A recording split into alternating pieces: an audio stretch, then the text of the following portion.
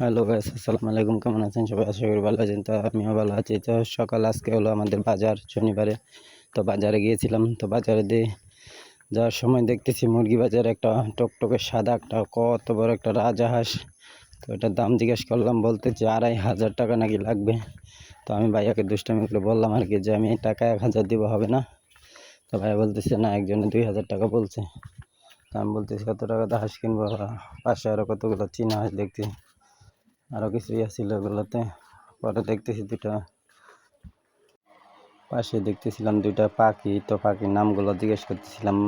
পাখির পাগুলো বাঁশের মতো লম্বা লম্বা। তো বলতেছিল এগুলো নাকি কায়ুম পাখি বলে আর কি। তো আমি জিজ্ঞেস করলাম ডিম পারে নাকি, বলতেছে ডিম পারে, বাচ্চা ফোড়ায়। আমি দাম জিজ্ঞেস করলাম, বলতেছে এগুলো 4,000 টাকা লাগবো দুইটা। তো আমি বললাম এত টাকা দাম? এগুলো এদিকে পাওয়া যায় না, এগুলো বাইর থেকে আনা হয়েছে। তো আমি দুষ্টামি করে এমনিতে জিজ্ঞেস করলাম যে আমি তো নিব না। তা দেখে তো আমি বলতেছি এই পাখিগুলো কি 1,000 হবে? বলে যে না, এগুলো আমরা 2,000, 2,500, 3,000 টাকা প্রায় কিনছে। এগুলো বাচ্চা এখনও, এগুলো আমরা বড়গুলো আমাদের বাড়িতে আছে। তো আমি বলতেছি আচ্ছা ঠিক আছে, আমি নিব না। এভাবে জিজ্ঞেস করলাম। তো অনেকক্ষণ একটু দুষ্টামি করতেছিলাম। পাখিগুলো খুবই চঞ্চল, চালাক, খুবই দারুণ। কালারটা খুবই সুন্দর, মাথাটা লাল, ঠোঁটটা লাল, ঠ্যাংগুলো লাল, শরীরটা হলো যে শুধু একটু নীল। খুবই সুন্দর দেখাইতেছিল পাখিটারে, খুবই ভালো লাগতেছিল।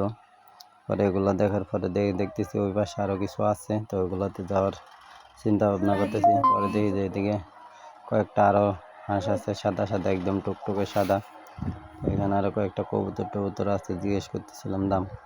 তো এখানে আরও দুইটা ঘুঘু পাখি ছিল একজনের কাছে। তো আমি জিজ্ঞেস করলাম ঘুঘুগুলো কয় টাকা? কয় 1,000 টাকা লাগবে। মানে জঙ্গল থেকে দৌড়া, ওই যে ঘুঘুর বাচ্চাগুলো ছোটো ছোটো, 1,000, মানে বোকা পাইছে। এমনিতে আমরা ঘুঘুর জোড়া কিনতে পারি মাত্র 200-250 টাকা। পাগল পাইছে মানুষেরা। আমি বললাম